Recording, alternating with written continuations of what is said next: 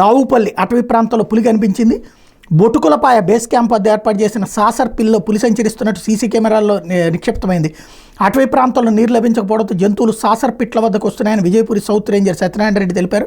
4 రోజుల కింద బొటుకులపాయ బేస్ క్యాంపులో పులి సంచరించిన చిత్రాలు కెమెరాలో రికార్డ్ అయినట్టు ఆయన ధృవీకరించారు. నల్లమల్ల అటవీ ప్రాంతం కావడంతో పులుల సంచారం ఉంటుందని చెప్పారన్నట్టు వార్తని హైలైట్ చేశారు. ఇకపోతే 100 రోజులు 100 కోట్లు పర్యాటక అభివృద్ధికి ప్రత్యేక కార్యాచరణ ప్రణాళిక, సందర్శకులు వినోదం అందించడమే లక్ష్యంగా అడుగులు.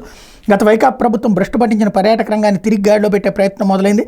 రాష్ట్రేతర ప్రాంతాల నుంచి వచ్చే సందర్శకులు వినోదాన్ని అందించే ప్రాజెక్టులు 100 రోజుల్లో అందుబాటులోకి తెచ్చేలా ప్రత్యేక కార్యాచరణ ప్రణాళిక సిద్ధం చేస్తున్నారు. ఇందుకోసం 100 కోట్లకు పైగా నిధులు ఖర్చు చేయనున్నారు.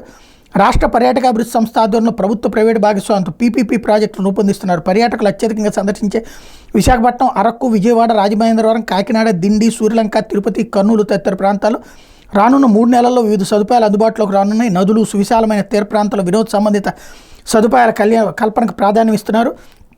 రాష్ట్రంలో మొదటిసారి విజయవాడ కృష్ణానదిలో నీటిపై తేలియాడే రెస్టారెంట్ అందుబాటులోకి రాబోతుంది. 500 మంది ఒకేసారి పాల్గొనేందుకు వీలుగా దీన్ని రూపొందించబోతున్నారు. ఇదే తరహా ఫ్లోటింగ్ రెస్టారెంట్ రాజమహేంద్రవరంలో గోదావరి నదిపై ఏర్పాటుకు ప్రతిపాదించారు. విశాఖపట్నం, సూర్యలంక, కాకినాడ బీచ్ల్లో క్లాంపింగ్, గ్లాంపింగ్ పర్యాటకాన్ని ప్రోత్సహించాలని నిర్ణయించారు. బీచ్ ఒడ్డున ఇసుకలో రిసార్ట్స్ ఏర్పాటు చేస్తారు. విశాఖలోని తొట్లకొండ, అరకు, హార్సిల్ హిల్స్లో కార్వాన్ పర్యాటకం కోసం ఏర్పాట్లు చేస్తున్నారు.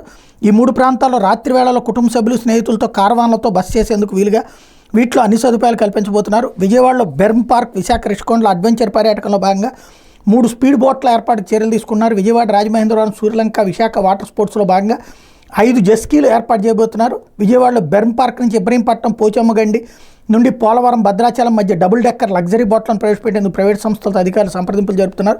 కోనసీమ బ్యాక్ వాటర్లో single bedroom luxury house boat, విజయవాడలో మరో వీఐపీ బోట్ ఏర్పాటు చేయబోతున్నారు. విశాఖపట్నం నుంచి చెన్నై నుంచి భువనేశ్వర్ నుంచి కోల్కతా తీరం మీదుగా పర్యాటకుల కోసం ప్రత్యేకంగా క్రూయిజ్ నౌకను ప్రవేశపెట్టబోతున్నారు. అరకులో trekking, rock climbing, paragliding, bungee jumping, motor bike touring వంటివి ఏర్పాటు చేయబోతున్నారు.